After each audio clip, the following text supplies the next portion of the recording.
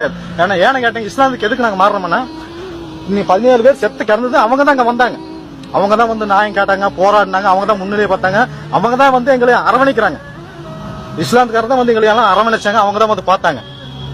இது எல்லாம் நாங்க நினைச்சுதான் நாங்க இஸ்லாமுக்கு வந்து இஸ்லாத்துல பாத்தீங்கன்னா உண்மையான மனிதனா நேசிக்கூடிய மதிக்கக்கூடிய ஒரு நல்ல ஒரு குணம் படைத்ததை வந்து பாத்தீங்கன்னா இஸ்லாமுக்கு மட்டும்தான். தக்லீனா பிறந்தது தவறா இல்ல மனிதனாவே பிறந்தது தவறான்னு சொல்லி இப்ப நினைக்கும் போது நாங்க மனுஷனாவே எங்களை மதிக்கிறதே கிடையாது. அப்புறம் நாங்க இவங்க இந்த இந்து மதத்துல நாங்க எதுக்கு இருக்கணும்? எங்களுக்கு என்ன அங்கீகாரம் இருக்குதுல? தனி சுடுகாடு, தனி 2 வீதி, 2 சுடுகாடு, 2 ஸ்கூலு, 2 கடவுள் எல்லாமே தனித்தனியா இருக்கு. எங்களுக்கு என்ன அங்கீகாரம் இருக்கு? எங்களுக்கு எதுவும் கிடையாதுங்க. அடிக்க வச்சா அடி மூட்டையா நாங்க பிஜேபி RSS இவங்க எல்லாம் அமைப்புகளை பாத்தீங்கன்னா இன்னைக்கு வந்து எங்களை மனிதனா நினைக்கிறதே கிடையாது.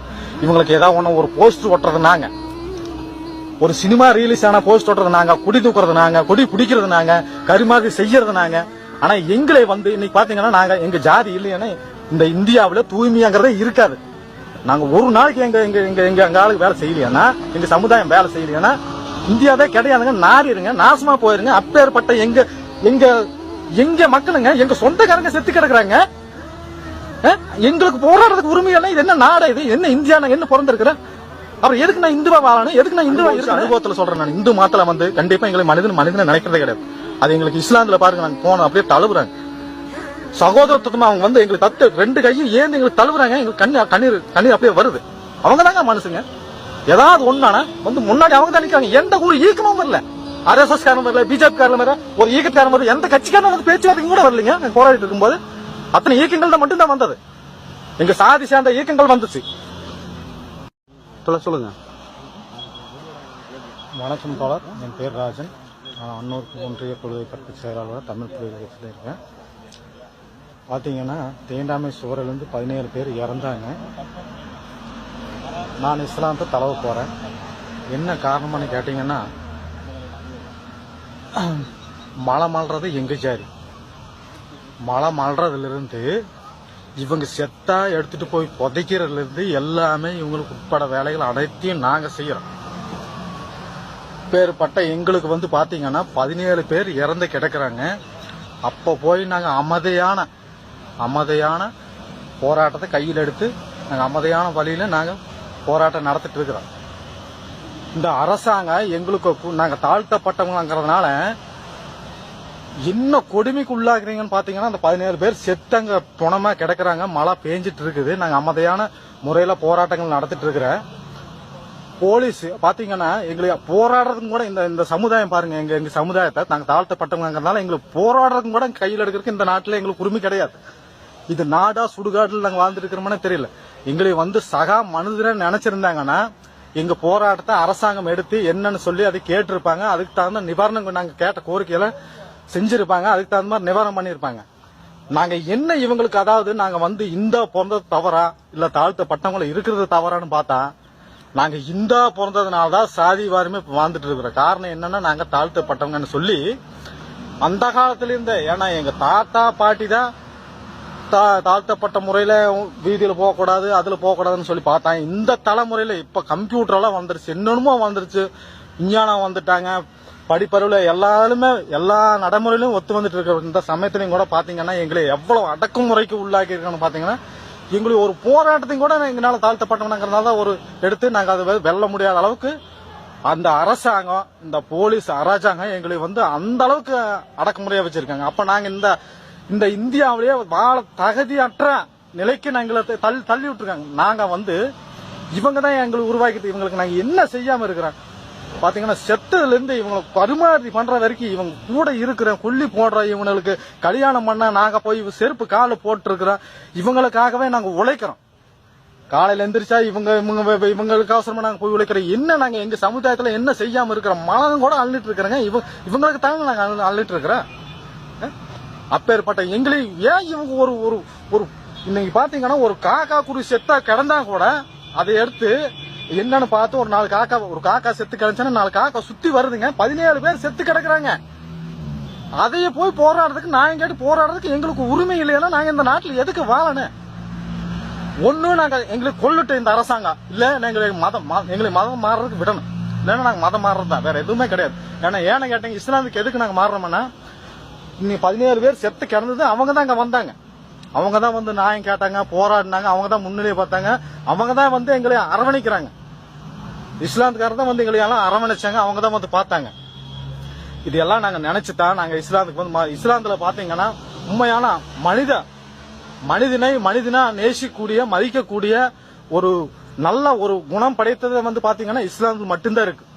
வேற எந்த இந்து மதத்துல எதுவும் ஒரு வெங்காயம் எதுவுமே கிடையாதுன்னு சொல்றாங்க.